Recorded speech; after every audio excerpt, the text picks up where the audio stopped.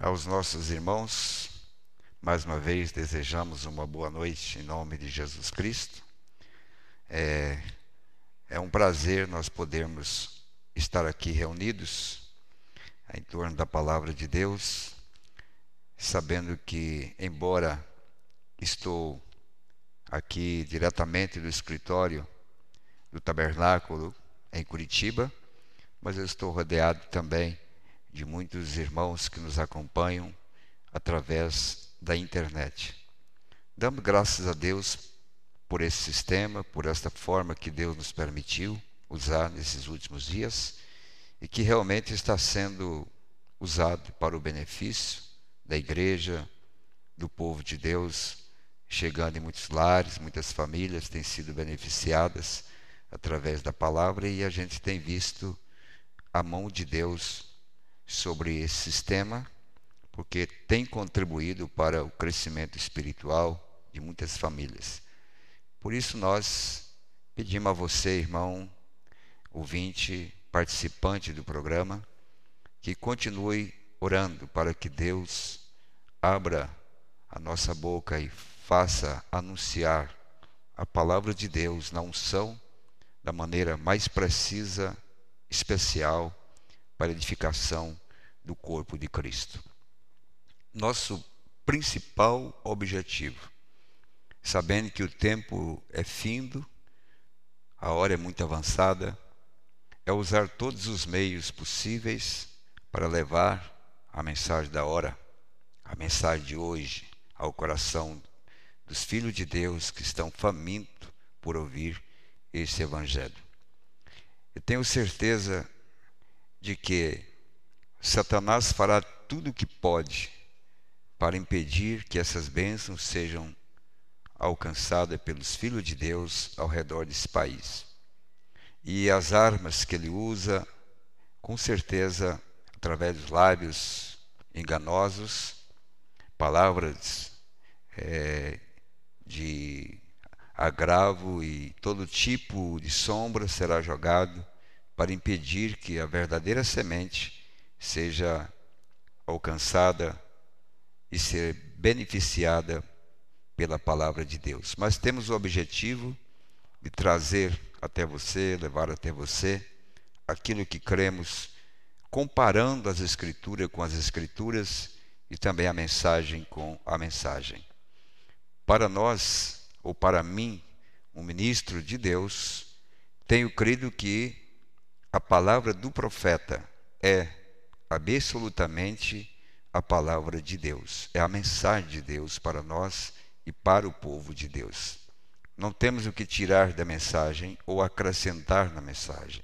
O que nós precisamos conhecer que Deus visitou a terra mais uma vez, ministrando pessoalmente a nós, no seu corpo teofânico, trazendo precisamente a revelação de toda a Bíblia, trazendo a nós a fé para o rapto, trazendo a nós a mensagem da perfeição.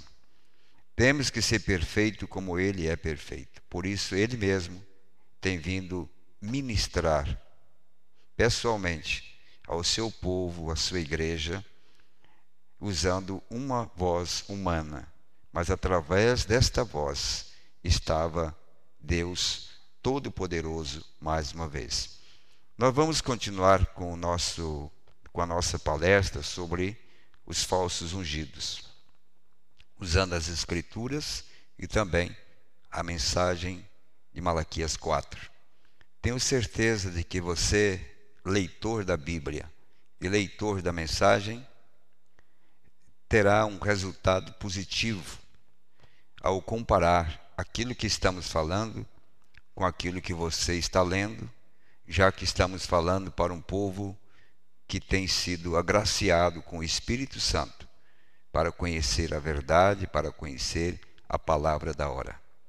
É claro que, mesmo na primeira vinda, na manifestação do Filho do Homem, a minoria pôde captar que Deus estava realizando através daquele pequeno corpo, pequena estatura.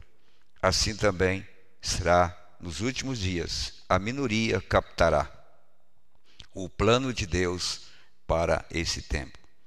Mas Jesus disse: examinai as Escrituras, porque vós cuidais ter nela a vida eterna. E é isso que nós devemos fazer. Nós devemos aceitar esta orientação de Jesus.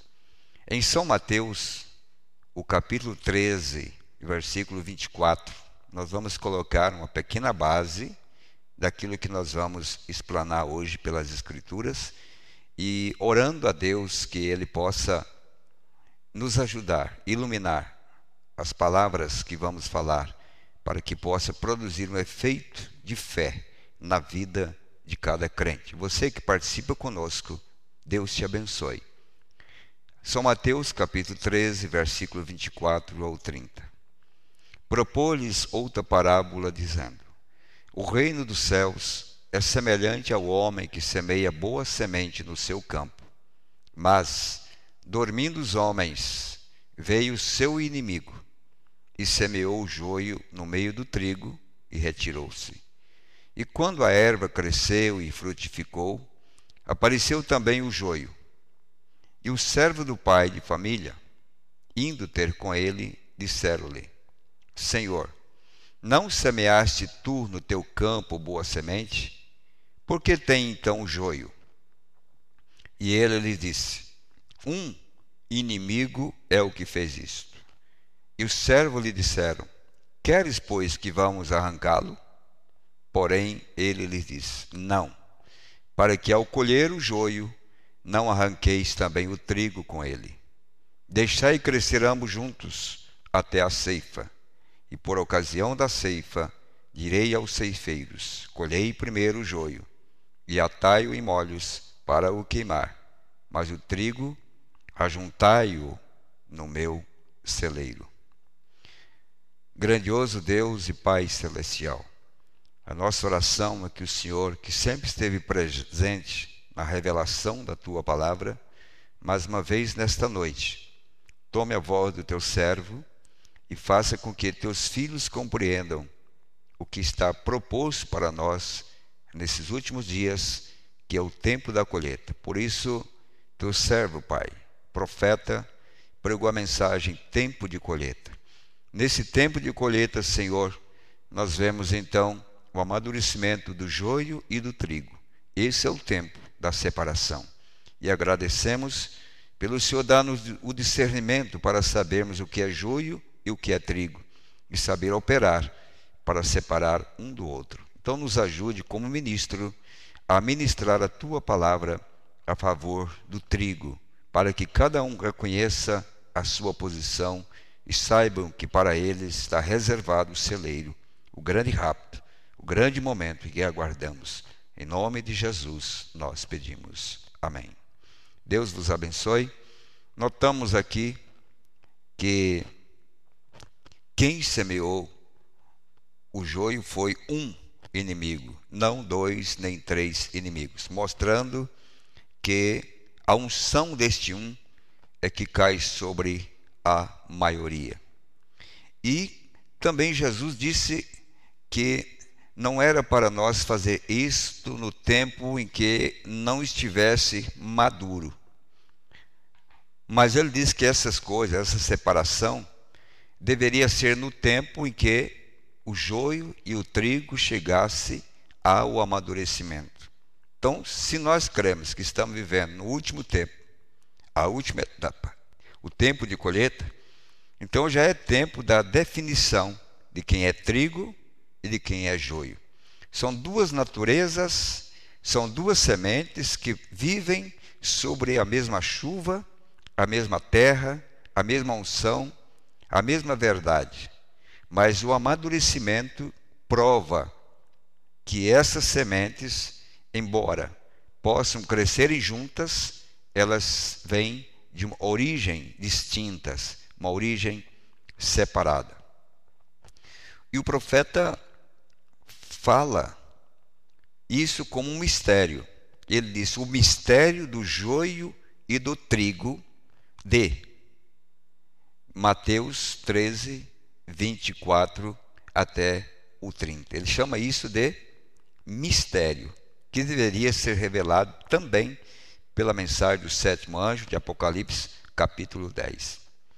Então, o profeta diz assim: o trigo e o joio, que desde a primeira era até agora cresceram lado a lado, são ceifados. Então, durante as 7 eras da igreja, cresceram juntos.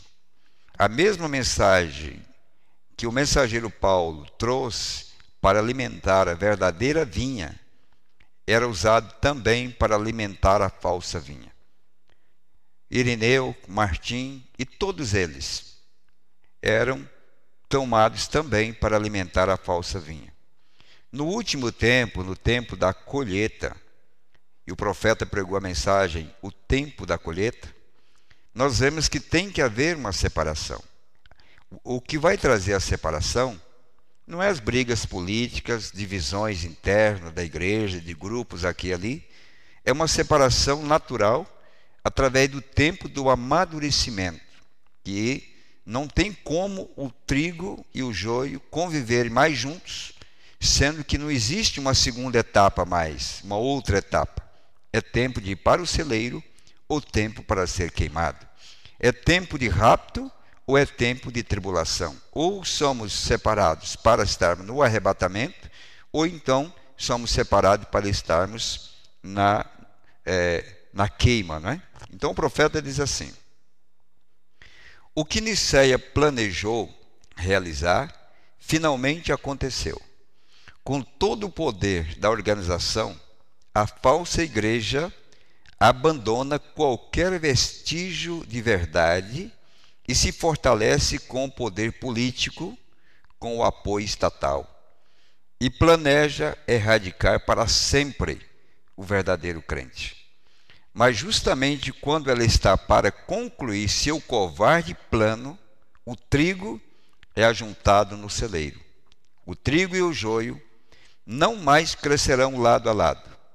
O joio não mais receberá a bênção de Deus devido à presença do trigo. Porque o que fazia as igrejas serem abençoadas e prósperas, mesmo sendo ela o joio, é porque o trigo estava ali dentro e que intercedia em busca da chuva, em busca das bênçãos, e Deus não podia fazer nada com o joio, porque ele estava misturado com o trigo. Mas à medida, diz o profeta, que o trigo é tirado para fora, aquelas bênçãos que eram derramadas na igreja por causa do trigo, elas não receberão mais. Você não verá mais crescimento espiritual. Você verá que eles continuarão pregando, mas não haverá crescimento espiritual. É um estágio que eles chegaram, que eles não podem crescer mais do que aquilo, porque o trigo foi tirado. E agora então, não pode haver mais chuva, não pode haver mais benefício, porque o benefício deles era pela presença do trigo. Então o profeta diz assim, ele diz, veja bem, mas justamente quando ela está para concluir seu covarde plano, o trigo é ajuntado no celeiro. O trigo e o joio não mais crescerão lado a lado. O joio não mais receberá a bênção de Deus devido à presença do trigo. Porque o trigo terá partido e a ira de Deus será derramada no 6º selo, que resultará na completa destruição dos ímpios. Então, nós vemos que na mensagem das 7 eras da igreja, termina-se mostrando no céu somente as 6 eras, através da representação da lua, porque as trevas, ela caiu completamente em Laodiceia, porque a luz que havia ali dentro foi tirada, porque Jesus é a luz do mundo. Ele disse, eu sou a luz do mundo. E virou para os apóstolos e disse, vós sois a luz do mundo. Porque essa mesma luz que era Cristo, agora dentro dos apóstolos, eles eram aquela luz. Mas como a luz foi retirada de Laodiceia e colocada pelo lado de fora, então virou completamente trevas, enquanto que a luz não pode mais brilhar ali, porque foi incapaz, com seus credos e dogmas, criou um eclipse e que a luz não pode mais refletir em Laodiceia. Ora, eu disse há pouco que a falsa vinha entrou em plena frutificação nesta era. Seu fruto se desenvolveria e amadureceria. Isso é correto. Essa igreja, inspirada pelo mal, cheia de iniquidade, será revelada como grão de mostarda, que cresceu até tornar-se uma árvore onde se aninharam as aves do céu. A sua cabeça estará o anticristo, o mistério da iniquidade. Então, quando nós estamos falando de amadurecimento, aperfeiçoamento, e a igreja chegando a esse amadurecimento completo, nós vemos que a falsa vinha no joio também chegou a tal amadurecimento que a cabeça voltou para eles. E o profeta disse na mensagem a Eva de Laodiceia, dizendo assim, a sua cabeça estará o anticristo. Se no amadurecimento o corpo do anticristo aguardava somente a cabeça para tornar-se uma verdadeira falsa igreja, na igreja verdadeira, que é o trigo, aguardou também a chegada da cabeça para ser completamente a verdadeira igreja palavra. Agora nós estamos chegando ao tempo do coroamento, da pedra de coroa, caindo-se no verdadeiro corpo, e o anticristo, a falsa pedra, que isso quer dizer, a falsa revelação. A verdadeira igreja é coroada com a pedra. Qual é essa pedra? A verdadeira revelação da palavra. E a falsa vinha estará recebendo também a pedra de coroa, que é a falsa revelação da palavra de Deus. Eu estou dizendo que assim como a falsa igreja tem que ser coroada com uma cabeça, com uma falsa revelação, a verdadeira igreja também tem que ser coroada com a verdadeira revelação. Porque essa foi a promessa de Jesus em São Mateus 16, dizendo que as portas do inferno não podem prevalecer contra ela. E o profeta chamou esse coroamento da falsa igreja como o mistério da iniquidade. Tudo isto é verdade. E se é verdade, então também tem de ser verdade que a igreja noiva amadurecerá e sua maturidade será uma identificação com seu Senhor por meio da palavra e sua cabeça. Se você não crê que a cabeça tem voltado para coroar a verdadeira igreja noiva, tornando-se ela a esposa do Cordeiro, então você tem que duvidar também que o anticristo não recebeu a sua cabeça. E todos nós sabemos que ele saiu do abismo e ele tem vindo. Então veja, e sua cabeça que virá a ela, diz o profeta, a noiva, e sua cabeça que virá a ela é o mistério da piedade. O mistério da piedade. Você lembra qual é a última parte da estatura de um varão perfeito? Vem piedade e depois amor fraternal. Piedade também quer dizer amor. E agora, a pedra de coroa é chamado o mistério da piedade, que vem aonde? A uma igreja amadurecida, que em verdade é quem? É Cristo. Mensagem às 7 eras da igreja, a de Laodiceia, página 328. Que em verdade é Cristo. E quando a falsa igreja vier contra esta verdadeira vinha, com toda a astúcia e poder diabólico, constituído de força política, força física e demônio das trevas, a verdadeira vinha, com a plenitude do Espírito. Então veja bem, ali nós estamos falando da plenitude da iniquidade, incorporando-se, porque nessa plenitude da iniquidade, o que ele traz de poder para a falsa igreja? Ele traz o poder político, a força física e o poder de demônio das trevas. Por outro lado, quando esse poder de Cristo toma também a verdadeira igreja, veja o que ele produz. A verdadeira vinha com a plenitude do Espírito da palavra. Então, há uma promessa da plenitude da palavra. Quem é a plenitude da palavra a não ser Cristo? No princípio era o Verbo, e o Verbo estava com Deus, e o Verbo era Deus. E o Verbo se fez carne e habitou entre nós. Quem era a plenitude da palavra? Era Cristo. Quem era Cristo? Era a palavra. E o profeta disse: com a plenitude do Espírito da palavra, fará as mesmas obras de poder que Jesus fez. Porque não pode ser diferente, sendo que o próprio Cristo Jesus estará habitando nesta igreja que chegou ao amadurecimento para administrar o poder que lhe foi dado.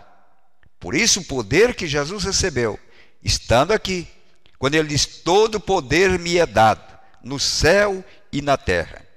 Qual era, em que era aplicado o poder que lhe foi dado? E todo o poder que lhe foi dado. Então, quando esse poder, essa plenitude vier sobre a igreja, que é prometido, é a promessa de Deus, e ela toma o controle, ela não será outra coisa a não ser o próprio Senhor Jesus Cristo na terra, mais uma vez, através do seu povo, através da sua igreja, que recebeu a pedra de coroa. Apocalipse mostra esse rosto formoso de Cristo, como também ele voltou em Apocalipse 10:1, mostrando para nós a volta da pedra de coroa, Cristo Jesus, para coroar uma igreja que tem chegado ao amadurecimento. Por isso que o último estágio da mensagem do profeta de Deus foi a abertura dos mistérios do livro do Apocalipse, dos selos e assim por diante. Porque foi o tempo do amadurecimento, quando desceu a pedra de coroa, e o profeta disse: fará as mesmas obras de poder que Jesus fez. Então, à medida que ela se aproxima de sua pedra de cabeça, então se você distanciar dessa cabeça que desceu, que nós vemos ali em uma forma de nuvem descendo,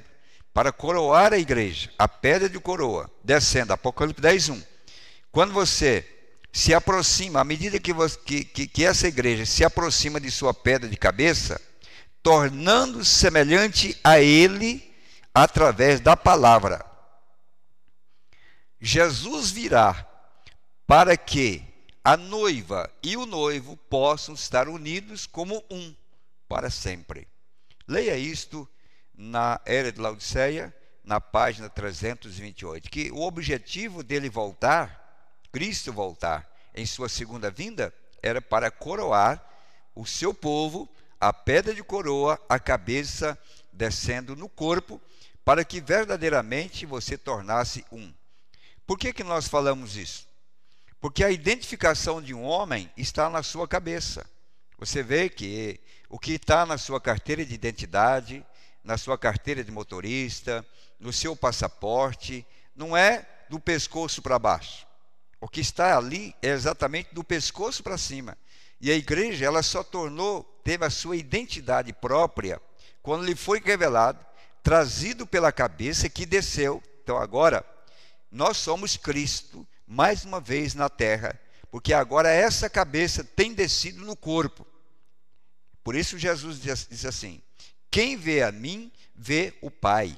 O Pai, sendo o Espírito Santo, não podia demonstrar, mas eu poderia, se naquela época tivesse máquina fotográfica, eu poderia ter tirado uma foto do Pai, porque agora a cabeça, Cristo, estava revelando quem ele era.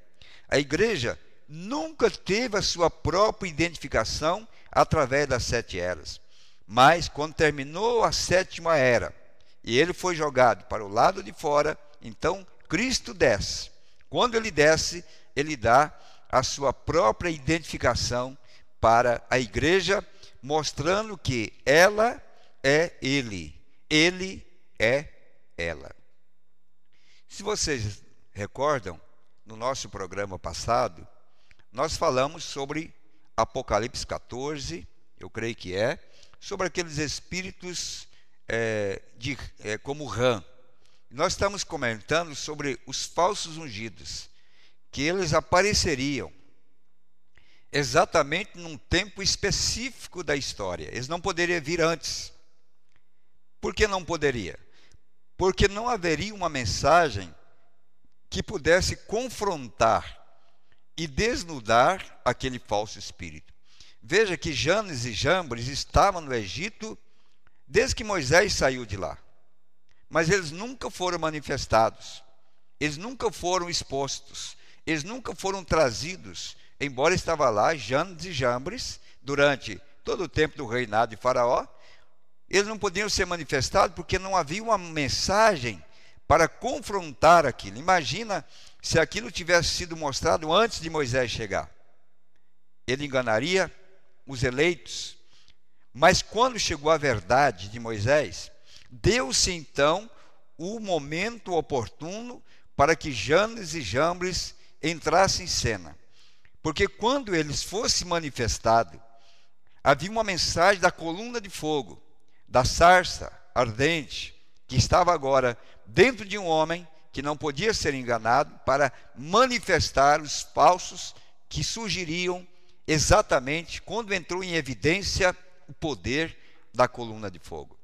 Por isso que o Quimombrana disse que esses falsos ungidos, eles só poderiam aparecer também quando houvesse uma mensagem capaz de confrontá-los, de desnudá-los e mostrar realmente quem ele é. Por isso Deus permitiu que isto acontecesse somente no tempo do fim. Era o tempo quando teríamos uma mensagem capaz de mostrar o desvario dessas falsas doutrinas. Nós vamos mostrar, através da mensagem, através da Bíblia, que não está tratando desses falsos como verdadeiros rebeldes da palavra. Não, são, pelo contrário, eles estão se revelando como falsos, trazendo em sua bagagem um dos espíritos mais humildes, que é o que nós estamos vendo no cabeça do anticristo, agora o espírito de humildade, trabalhando para enganar as denominações, ao sistema religioso. E dentro da própria mensagem, os falsos também, de uma maneira humilde, religiosa, estão para enganar o verdadeiro eleito. Mas não é possível, porque para esse tempo o sétimo selo foi aberto. Assim como Judas não pôde enganar a Jesus, porque ali estava aberto o sétimo selo, que era o próprio Cristo, com os pés sobre a terra. Agora no sétimo selo, quando ele próprio desce, porque ele disse que o sétimo selo é a vinda do Senhor. E nessa vinda do Senhor, quando ele coloca os pés sobre a terra, então Judas não pode enganá-lo.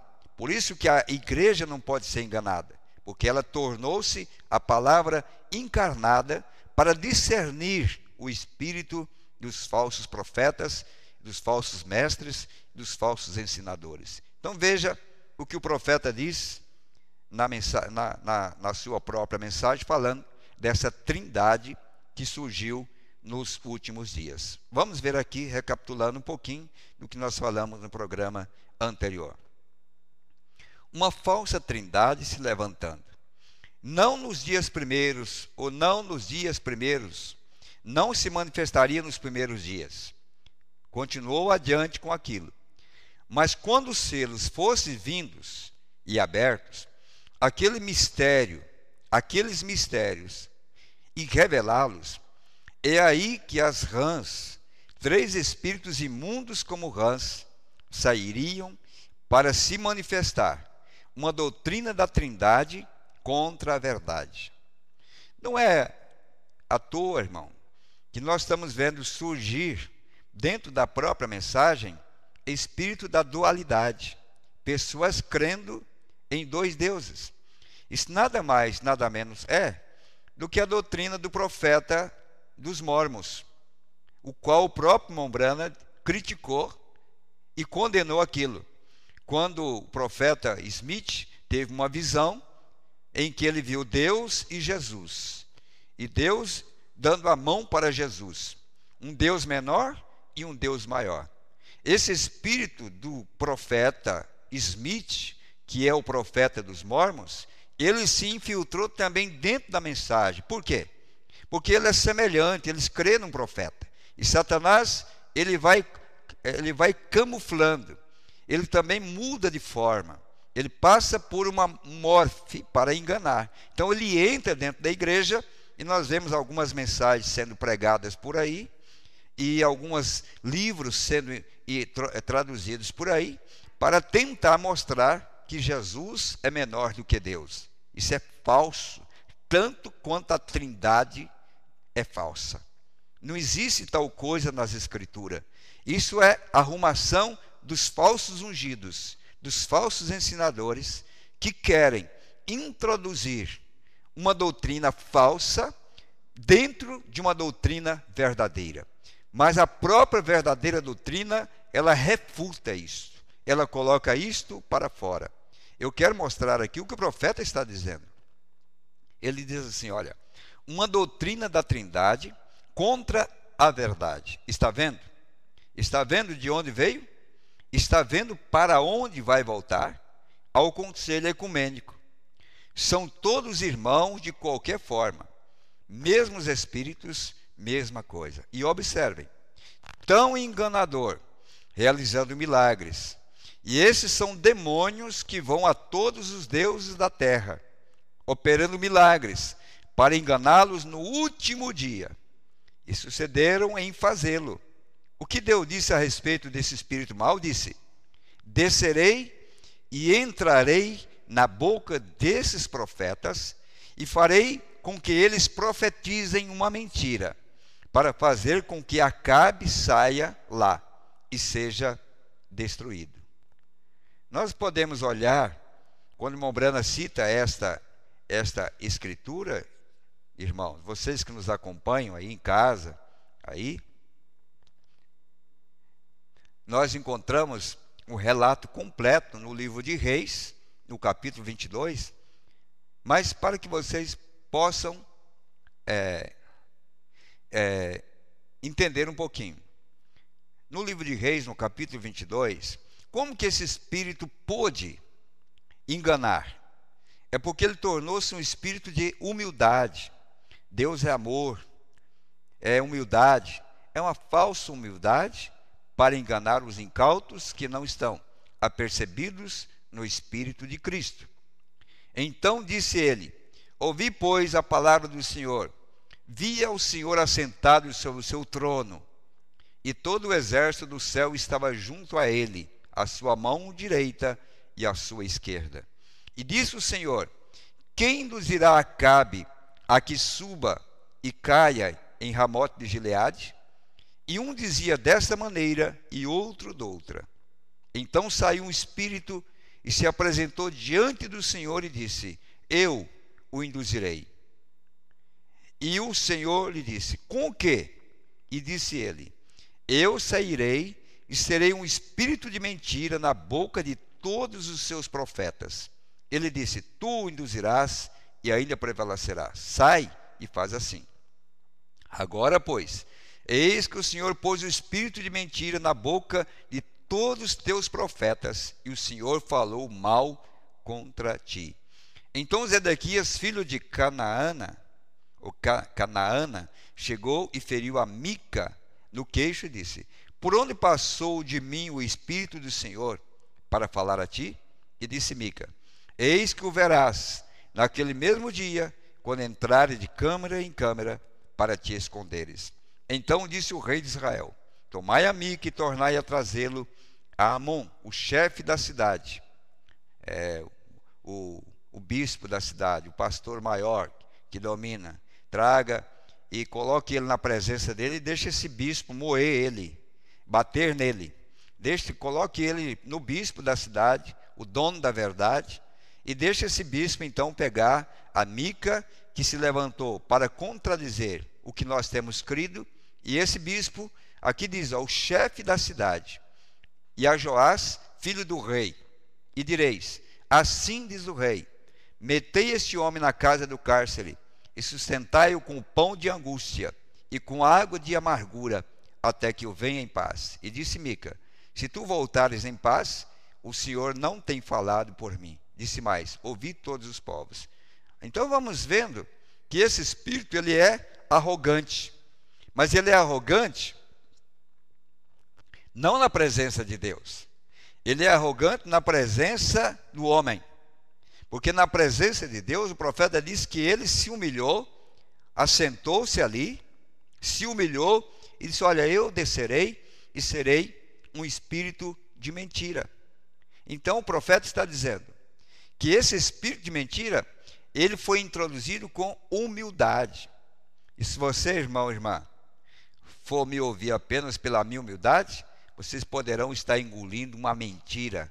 Vocês têm que me ouvir pela verdade da palavra, ainda que eu seja duro, mas se esta dureza é pela palavra, permaneça ao lado da palavra, porque o espírito enganador, ele é um espírito humilde, ele se torna humilde, ele se torna tão simples, porque ele quer enganar.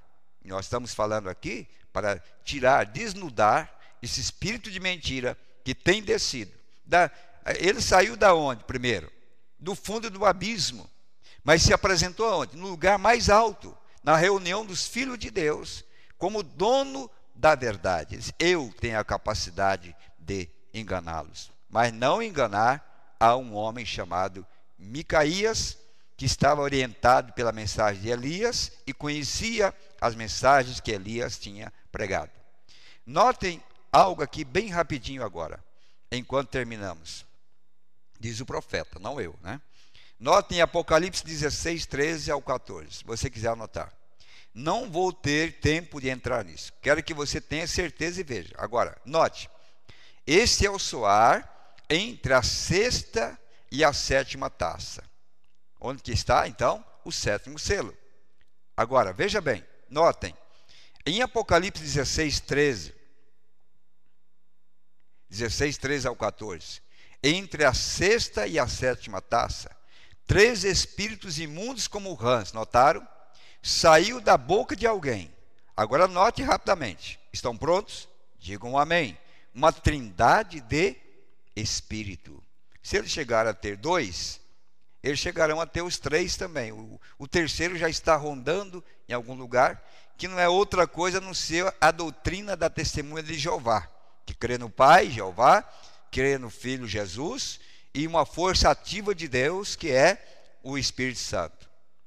Deus disse: vocês terão resultado, vocês vão conseguir com que eles creiam. Eles não estão na palavra para começar. Não. Vá, pois você o persuadirá. Você será aquele que fará isto. Quando você entrar nos falsos profetas, porque ele, o falso espírito, precisa deles. E ele, o falso espírito, não sabe nada da palavra e nem vai querer aprender dela. Ele não consegue, porque ele é abrolho para começar. Vê? Dê uma olhada aqui a estas rãs falsas, olhando para trás. Ora, você sabe o que eles disseram lá atrás em Niceia?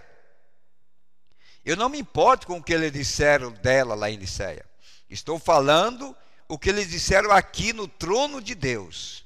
O que vai ser. Lembra de Micaías? Eu vi Deus assentado no trono. Então, aonde se apresentou o espírito de mentira? É quando Deus estava no seu próprio trono, diz o profeta. Então, não estamos olhando mais para Niceia. Nós estamos olhando agora Deus no seu próprio trono, quando esse espírito de mentira tem subido para enganar. Veja, o que eles disseram aqui no trono de Deus, o que vai ser no final, não o que foi lá atrás, o que será? Pois ele é o eu sou. Está vendo? Falso. Dá uma olhada. Note, de onde eles vieram? É verdade. Nada de trindade. Não, Senhor. Isto é uma coisa falsa. Os 7 selos, abrindo esses mistérios que terminariam, mostra o quê? o sétimo selo, abrindo os demais selos, mostra a trajetória da semente da serpente, desde Gênesis até o Apocalipse. Sem a abertura desses mistérios, nós estaríamos adorando, e pensando que estaríamos adorando a Deus, estaríamos adorando anjos caídos, como diz o profeta, com uma falsa adoração, e introduzindo um Jesus menor do que Deus. Aí nós vemos então os falsos ungidos sendo introduzindo no meio do povo uma falsa doutrina. Diz o profeta, os 7 selos, abrindo esses mistérios que terminariam, mostra, o selo abre e expõe, mostra, faz claras as verdades escondidas que os selos esconderam por todos esses anos.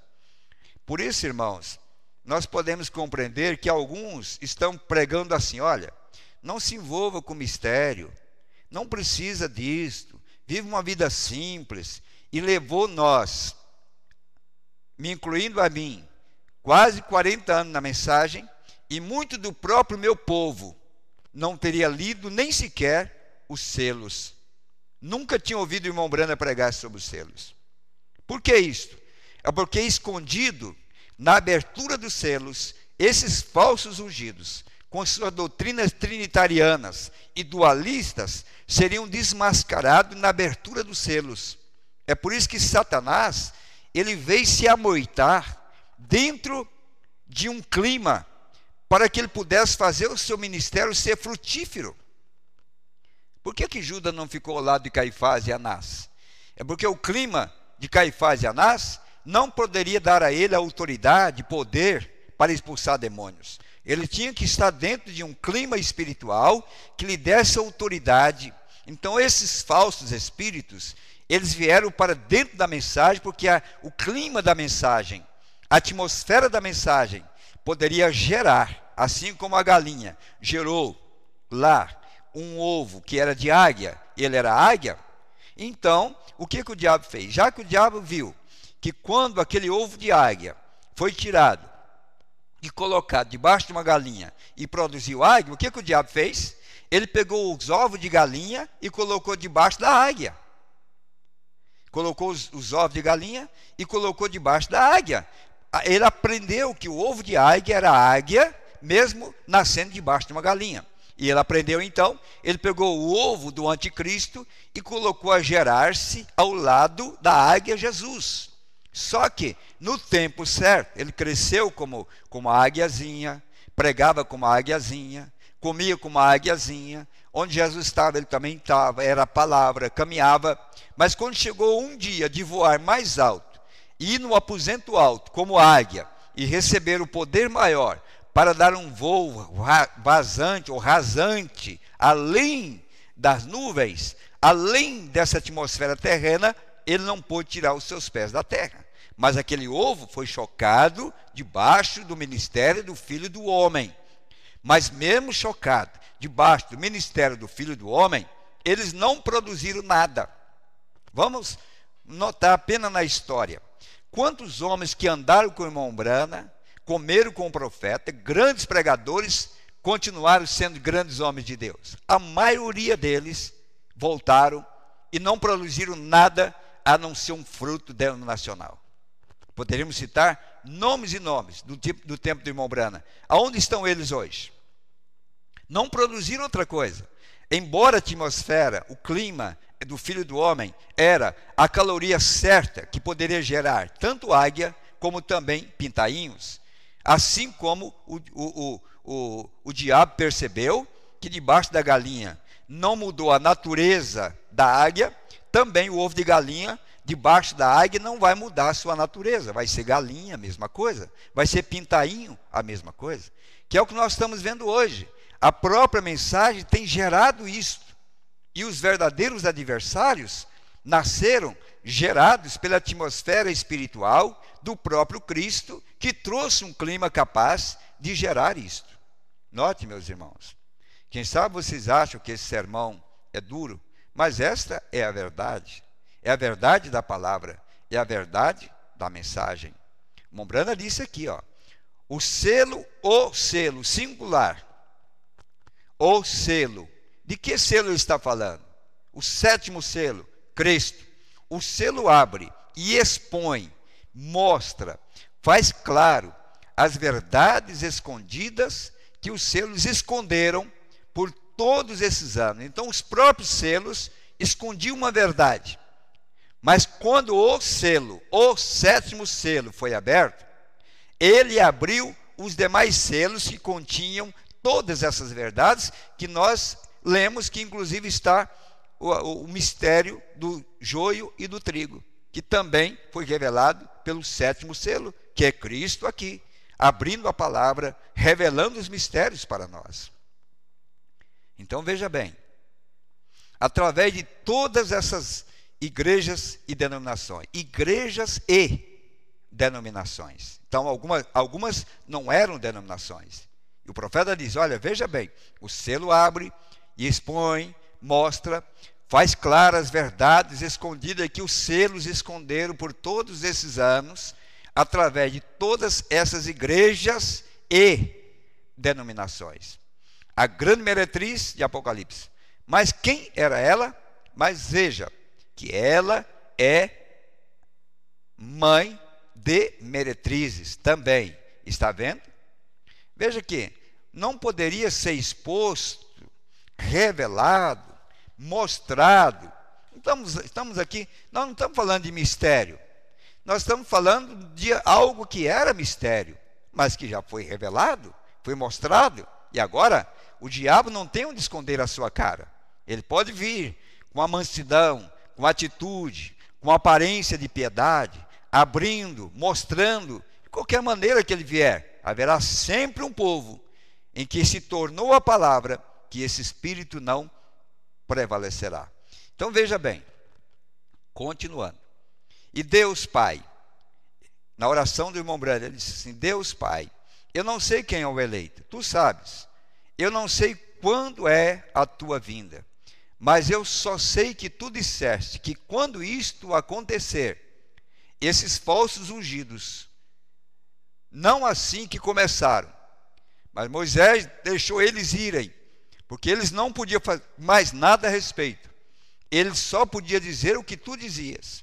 Moisés apenas executou, palavra por palavra, como tu dissestes, mas então foi tu quem fez o desvario ser manifestado. Veja bem, irmãos, se você ler o terceiro Êxodo, você vai ver quando Janes e Jambres faz os milagres aquelas varas virando serpente. Note que o profeta disse, ali Moisés não podia fazer nada, ele era o homem, ele simplesmente silenciou, houve um silêncio. Naquele silêncio de Moisés, ele não pronunciou palavra contra aquela serpente, criada pelos Janes e Jambres. Ele silenciou, e dentro do determinado tempo de silêncio, a vara de Moisés engoliu as serpentes feitas pelas varas daqueles magos. Quem foi que manifestou o desvario daquela imitação, parecendo ser a verdade? Foi um homem chamado Moisés, no seu silêncio, porque agora era Deus em ação, manifestando que aquilo que ele tinha falado era a sua palavra, era a palavra de Deus. Agora, Pai, diz o profeta orando, tu és Deus ainda. A mesma palavra que disse que isto aconteceria nos últimos dias. Muitas pessoas honestas, como dissemos no domingo passado, pondo suas mãos naquela arca, e não nos ombros dos levitas, morreram, mortos em pecados e transgressões, argumentando contra suas próprias consciências. Foi assim que os fariseus, que te crucificaram, Senhor, eles estavam tomando a carcaça do dia de Moisés, e tentando se gloriar daquilo. O que eles estavam dizendo? Somos seguidores de Moisés. Nós cremos em Moisés como profeta. Jesus disse, se vocês crescem em Moisés, vocês saberiam quem eu sou. Vocês não sabem quem eu sou. Vocês crescem em Moisés, vocês saberiam que eu sou o Filho do Homem. Eu que estive no dia de Abraão, ali, Elohim, estou aqui agora, manifestado em carne humana. Se vocês crescem na mensagem de Mombrana, você saberia quem é o Filho do Homem hoje, aonde ele está encarnado hoje, que trabalho ele está realizando hoje. Era assim que Jesus estava enfrentando um grupo de pessoas que defendia a mensagem de Moisés. E hoje, qual é a guerra hoje? Não é o defensor da mensagem de William Branham? Para provar, naqueles dias, era o Filho do Homem tentando ou sendo rebatido pelos seguidores de Moisés. Hoje é os mesmos seguidores do Moisés do nosso dia combatendo a manifestação do Filho do Homem, e eles não querem receber. Até o ponto que Jesus mostrou qual eram as suas origens, de onde eles tinham vindo e quem era o seu próprio Pai. Jesus está orando dizendo assim: eles estavam tomando a carcaça do dia de Moisés e tentando se gloriar daquilo, depois de o Senhor lhes ter dado tipo no deserto, de maná fresco cada noite, significando cada geração. Foi aí que eles falharam. Envenenou eles, matou eles, por terem comido aquela comida contaminada. E espiritualmente faz a mesma coisa hoje, comendo uma comida contaminada. Não vamos dizer que o maná não era verdadeiro. O maná que apodreceu no dia seguinte, ou no dia seguinte estava podre, era o maná provido pela mão de Deus. Só que no dia seguinte, já não podia mais comer o maná do dia anterior. Assim, a luz de hoje, do 8º dia, que foi dado, que é o corpo palavra do Filho do Homem, que está alimentando a igreja do dia seguinte. Se você comer o alimento do dia de ontem, Laodiceia, você estará envenenado, que é o que o profeta está dizendo. É o dia de ontem. Nós estamos num dia hoje, no qual não tem vindo mais somente uma porção do maná, mas tem vindo todo o maná, tem vindo toda a palavra para nós. Vocês já entenderam isso? Vejam o que o profeta está dizendo. Por terem comido aquela comida contaminada, e espiritualmente, veja bem, a comida toda contaminada espiritualmente, faz a mesma coisa hoje. Mata eles espiritualmente com uma denominação, que não é outra coisa a não ser uma denominação que querem viver agora.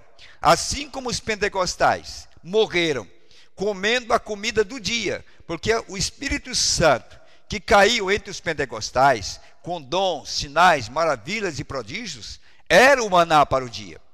Mas quando chegou o próximo passo, a palavra deu um passo adiante, eles continuando, comendo aquele mesmo maná do dia, eles estão contaminados espiritualmente e eles estão mortos. Viver agora, numa era da palavra perfeita, da restauração completa, do Filho do Homem, ela agora, essa palavra, esse Filho do Homem, incorporando-se numa noiva, num povo, tornando ela a palavra para o dia. Você querer viver do dia anterior, você tornará uma denominação e morrerá espiritualmente. Ele diz: Senhor, eu vejo esse desvario trinitariano, eu vejo o mundo inteiro semeado com isto, ervas crescendo por todos os lados. Não é o que nós estamos vendo? Ervas crescendo por todos os lados. E eu quero como que usar isto aqui mais como se fosse uma sala de um tribunal. Mensagem à acusação. Pois afinal de contas, o púlpito e a igreja é um tribunal. A Bíblia diz que é o trono de julgamento, que deve começar pela casa do Senhor.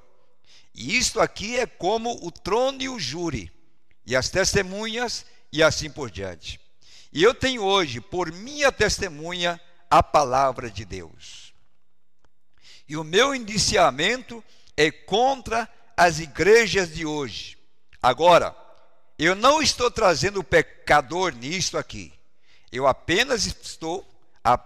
estou apenas falando isto para a igreja, porque lá nós encontramos pecadores que estão tentando se nutrir, serem abençoados com a mensagem do dia, estão sendo injetados uma mensagem de ontem, e isso está matando espiritualmente. A vida de oração, a adoração perfeita, o louvor perfeito está sendo agora substituído. Por quê?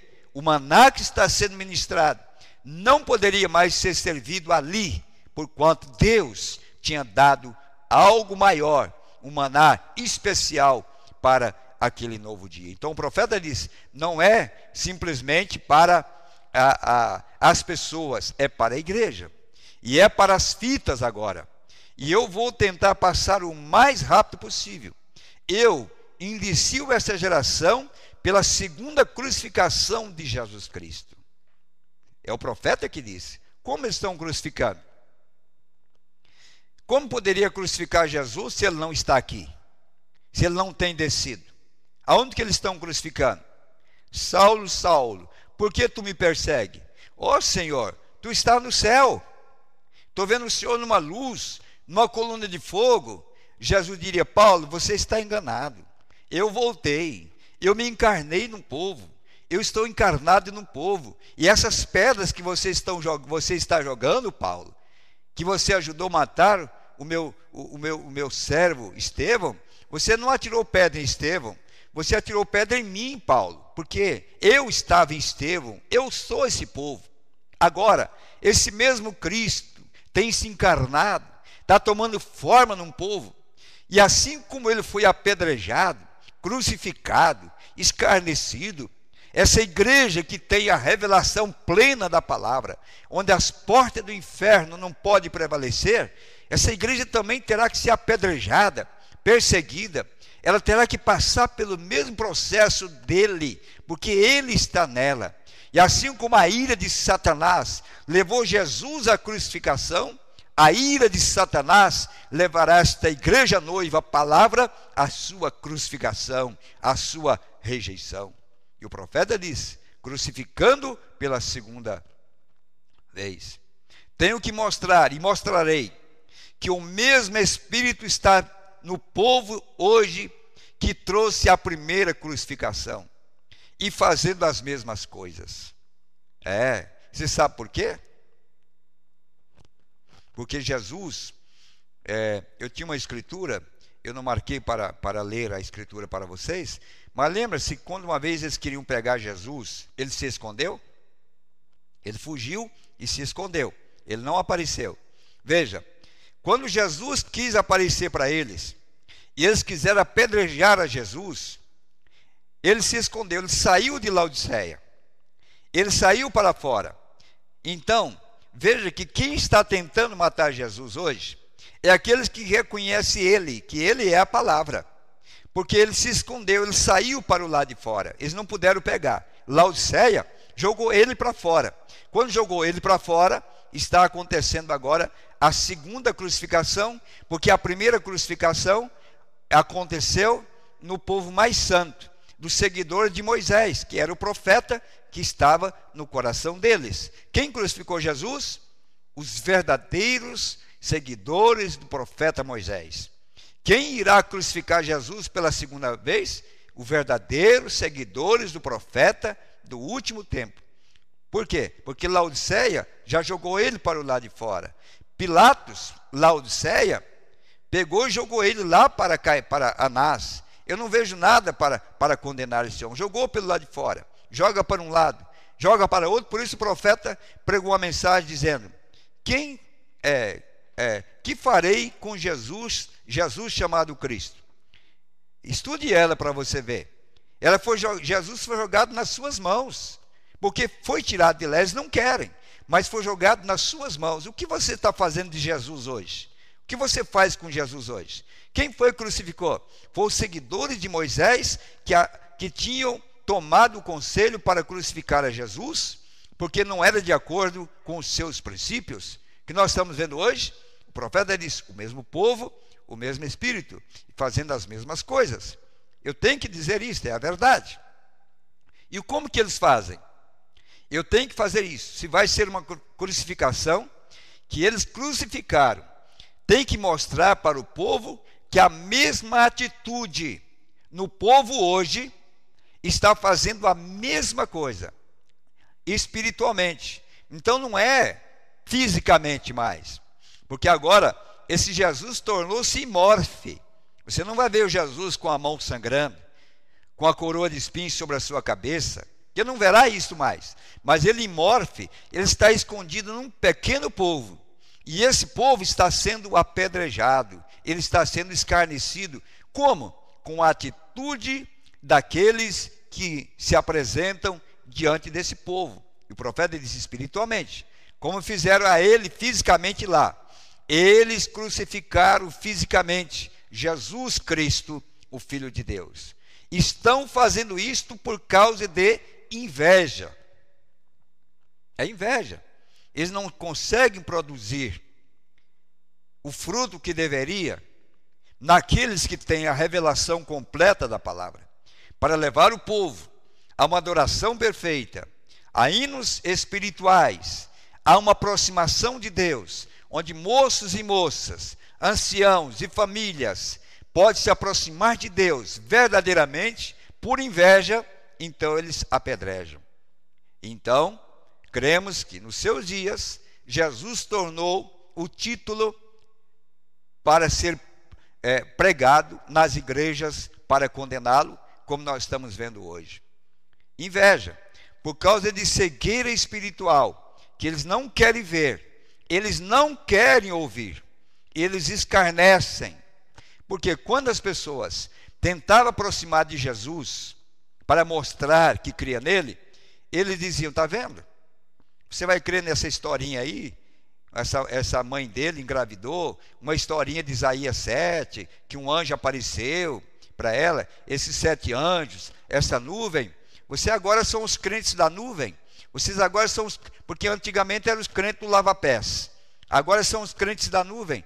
É um espírito de escarnecimento, por inveja, porque a cegueira espiritual não permite que eles vejam. Eles não querem ouvir. Eles não conseguem achar nada contra isto. Eles não se atrevem a tentar desafiar, e eles sabem que a evidência existe. E agora, sobre essa base, eu desafio esta geração pela crucificação de Jesus Cristo, pela crucificação e culpa, com mãos injustas, mas egoístas, mãos denominacionais, têm crucificado o príncipe da vida, que queria se apresentar para o povo. Você diz, a mesma pessoa? Sim. Quem era o anjo forte que desceu em Apocalipse 10:1? Não é somente a unção de Jesus, era a pessoa de Jesus, em morte, Cristo, mais uma vez. Em quem? Em pele humana, cumprindo a mesma palavra que Jesus disse que ele cumpriria nos últimos dias, quando o mundo estivessem como Sodoma e Gomorra. O profeta disse, a mesma pessoa, no princípio era a palavra, e a palavra era Deus. E a palavra se fez carne e se manifestou. De quem que ele está falando aqui? Qual é esse princípio para nós agora? Não estamos falando só do princípio lá da eternidade. Estamos falando do princípio de que a palavra se fez carne. E o profeta diz, olha, no princípio era a palavra. Quem era Jesus? Era a palavra. E a palavra era quem? Era Deus. Então, se essa palavra voltou para nós, e ela entrou dentro de um homem, profeta, para cumprir Malaquias 4, e agora, essa mesma palavra, Deus, volta e entra num corpo palavra, chamado igreja, noiva, ela também se tornará Deus na terra, porque a voz de Deus estará nela, porque o que está nela é a palavra de Deus. E a palavra se fez carne, e se manifestou. A palavra se manifestou em carne, e eles condenaram a carne e a mataram. Eles não sabem como discernir, então eles matam a carne, porque a palavra foi manifestada. Hebreus 13:8, Jesus Cristo é o mesmo ontem, hoje e eternamente. Então, Mombrana mostrando para nós, meus amados, que não é diferente hoje o que ele foi, porque a mesma palavra que estava no princípio, agora essa palavra tem se tornado para nós. Estou lendo a mensagem de Mombrana. É a mesma palavra, você pode ver? E pela mesma razão, estão tentando crucificar a palavra. Basta você ler a mensagem que você pode entender daquilo que eu estou falando. Veja, lá, na maior cidade religiosa, eles, o povo mais religioso, crucificaram com a morte mais vergonhosa, ele, a pessoa mais preciosa, eles se ajuntaram na maior festa sagrada que tinham, na purificação para a Páscoa, de quando foram trazidos da escravidão à liberdade. E lá, naquele tempo, o povo mais religioso, na festa mais religiosa, no lugar mais religioso, o que eles fizeram? Eles crucificaram a palavra. Por que tivemos essa grande comemoração da nossa Semana da Páscoa, o ano do jubileu? Mas quando ele vem para a libertação, no dia da Páscoa, no maior dia, na maior festa, ele é pego para ser crucificado.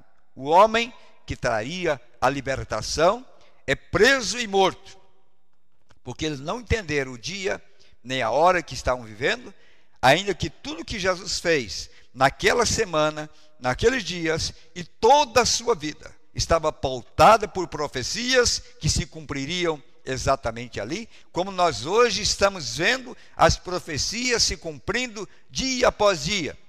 A manifestação do anticristo, a manifestação de Cristo, todas as escrituras sendo abertas. Mesmo assim, eles não podem compreender. Agora, lá, eles, não o pecador, eles, isto é, a igreja daquele dia, acharam falha no homem que era a palavra.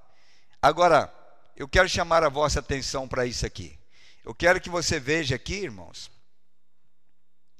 Olha a observação do irmão Brano aqui, presta atenção. Acharam falha no homem que era a palavra. Não é o que está acontecendo hoje? Olha no YouTube você e veja quantas pregações de pastores ao redor do mundo, e evangelistas e pregadores, somente para encontrar falhas no profeta. E o profeta diz, olha, acharam falha no homem que era a palavra. Não é verdade? Acharam falha no homem que era a palavra. Agora, eles já acham falha na palavra, operando através do homem. Lá, a palavra encarnada, eles encontraram falha, e agora, quando a palavra está manifestada no homem, operando através do homem, vê? É apenas vice-versa. O qual está na pessoa, isto, o Espírito Santo está operando por isso, é a vindicação de Deus. Como você pode ser parte daquela palavra, quando você praticamente nega toda ela? E o motivo por que fazem, não é por causa do povo. É por isso que penso que Deus disse sobre eu chamar de ricos e riquetas. É por causa dessas denominações egoístas que fizeram com que essas pessoas vivendo aí, fora, do jeito que estão vivendo, eles crucificaram a verdade. Não é? Não é isso que eles querem fazer? Eles crucificam a verdade? Qual é a verdade? Quando Mombrana diz que foram reveladas, casamento e divórcio, eles crucificam, eles rejeitam, eles rebatem, eles pisam por cima, porque esse seria o espírito que estaria manifestado nos últimos dias. Não fique bravo comigo, não, fique bravo com o profeta. Essa é a mensagem do profeta. Eles não querem se submeter à revelação da semente da serpente e casamento e divórcio, porque isso poderia destruir a sua popularidade. Isso não permitiria um homem casado 2 ou 3 vezes estar no ministério, ministrando a palavra. Então eles terão que sufocar isso, eles terão que agredir isto, como o profeta diz, eles não querem, são egoístas. Veja bem, eles crucificaram a verdade. E eu posso dizer aqui, casamento e divórcio, a unicidade de Deus para os trinitarianos, e assim por diante. E o povo chama isso de blasfêmia, e eles blasfemam, chamam de fanatismo e assim por diante, e sem saber que estão blasfemando o próprio Deus que eles vão à igreja adorar. O triste é isto. O triste é que eles vão adorar e crucificam o próprio Deus que eles vão adorar e estão crucificando. Por que o crucificaram? Agora, compare isso com o Calvário hoje. Por causa de preconceito organizacional, por causa da indiferença entre os estudiosos que deveriam conhecer a palavra de Deus e o plano. Por causa disto aqui, que Deus pode tomar um grupinho de pessoas, que Ele pode operar através deles em algum lugar e refletir-se a si mesmo naqueles que podem se humilhar a si mesmo à palavra. E eles não podem dizer que não é verdade, porque os frutos estão provando no povo que isto é verdade. Pessoas se humilhando, pessoas consertando, pessoas se expondo, pessoas querendo realmente consertar as suas vidas, moços indo para reuniões de orações, noite de vigílias, deixando entretenimento. Nenhum homem poderia fazer isto, nenhum pastor poderia fazer isto, mas quando a palavra é ministrada no poder do Espírito Santo, nós vemos homens maduros, velhos com lágrimas nos olhos, vemos crianças no altar, vemos vidas sendo transformadas. O profeta diz: no princípio do meu ministério, nós vimos nossa juventude no altar chorando. Ele disse: nós não vemos isso hoje mais. Nós queremos agora culto de adoração, são reuniões de adoração, reuniões de louvores por todos os lados.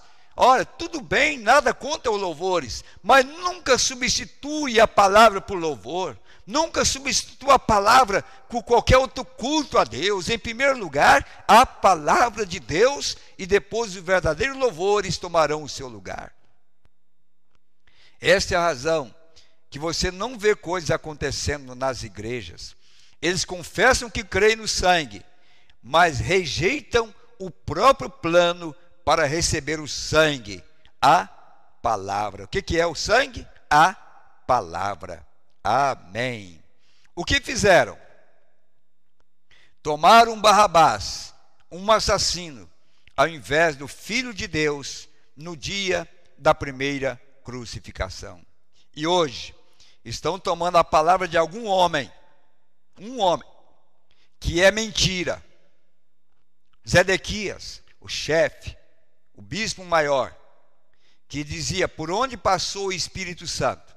Ó Micaías, se você quisesse pregar essa mensagem para o meu rei Acabe, por que você não veio ter uma entrevista comigo, Micaías?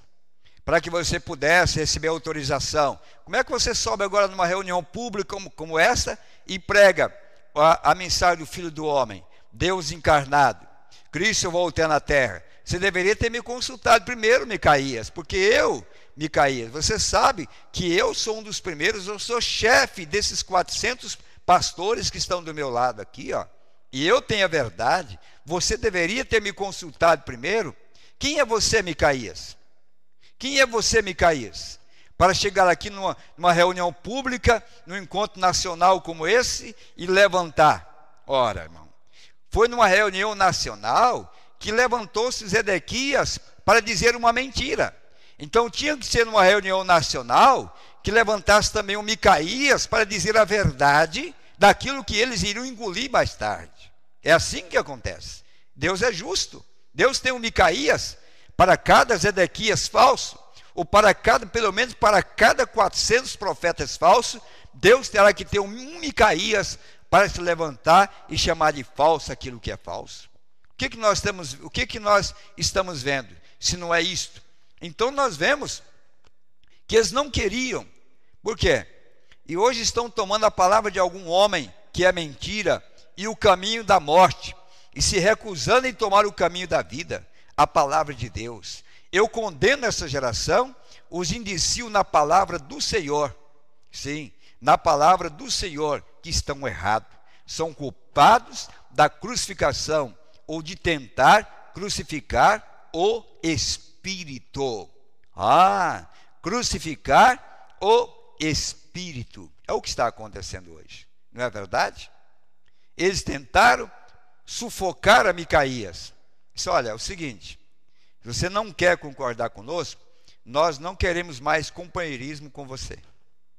Simplesmente, nós vamos te dar um lugar para você ficar ali. A casa, você vai ficar sobre a tutela do bispo fulano de tal, até você se converter, viu, Micaías? Você vai ficar do meu lado, aprender ao meu lado, porque ali vou te dar o bispo da cidade, o chefe deles, aí você vai aprender, tomar umas aulas. Ó, irmão, não Micaías, que tinha aprendido diretamente da mensagem de Elias, jamais iria sujeitar aos pés do chefe daquela cidade, porque ele jamais comeria aquele alimento que eles estavam oferecendo, porque ele era um homem livre, tinha sido libertado para falar a verdade, não era preso mais a um sistema feito pelo homem. Não, assim Zedequias se levantou, Deus também se levantou. Foi logo ali, e logo depois daquela reunião nacional em que estavam Zedequias e Micaías, veja, a morte começou a entrar na casa de Acabe, entrar na casa de todos eles. Josafá,